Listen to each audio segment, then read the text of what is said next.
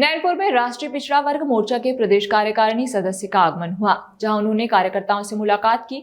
उन्होंने बताया कि राष्ट्रीय पिछड़ा मोर्चा के द्वारा पिछड़ा वर्ग को जन जागरण के हिसाब से यात्रा निकाली गई। उन्होंने बताया कि विशेष रूप से अंजनिया मांद में देविका पटेल और हमारे राष्ट्रीय अध्यक्ष चौधरी विकास पटेल का आगमन हो रहा है, जहां पर उस भी समाज का सम्मिलन होंगे।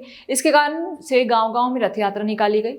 चूंकि हमारे देश में सबसे ज्यादा आबादी होने के बाद भी हमको प्रतिनिधि नहीं मिल पा रहा है, जिसके कारण से हम आज ओबीसी समाज को जगाने का प्रयास कर रहे हैं और निश्चित ही आने वाले कल में ओबीसी समाज जाग जाएगा और हमको पर्याप्त आरक्षण जो हमको सत्ता में भागीदारी मिलनी चाहिए वो भागीदारी मिलेगी।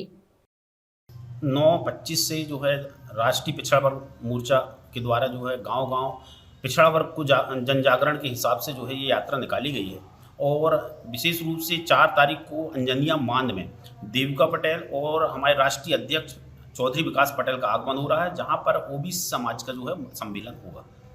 इसके कारण से जो है गांव-गांव ये रथ यात्रा निकाली गई है। समर्थन तो हर ओबीसी समाज का व्यक्ति ये जानता है कि उनके हक अधिकारों के साथ उनका कुठाराघात हो रहा है।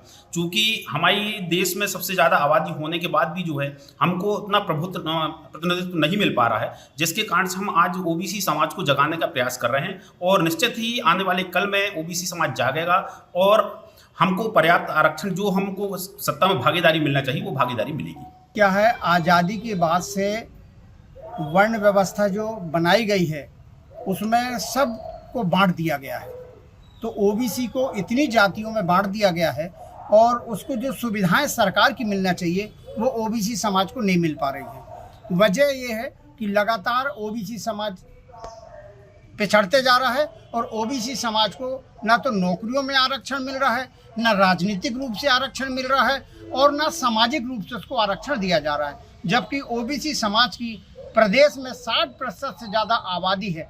इस हिसाब से हम चाहें तो हमें 60% आरक्षण मिलना चाहिए, चाहे वो शिक्षा हो, राजनीतिक क्षेत्र में हो, सामाजिक क्षेत्र में हो।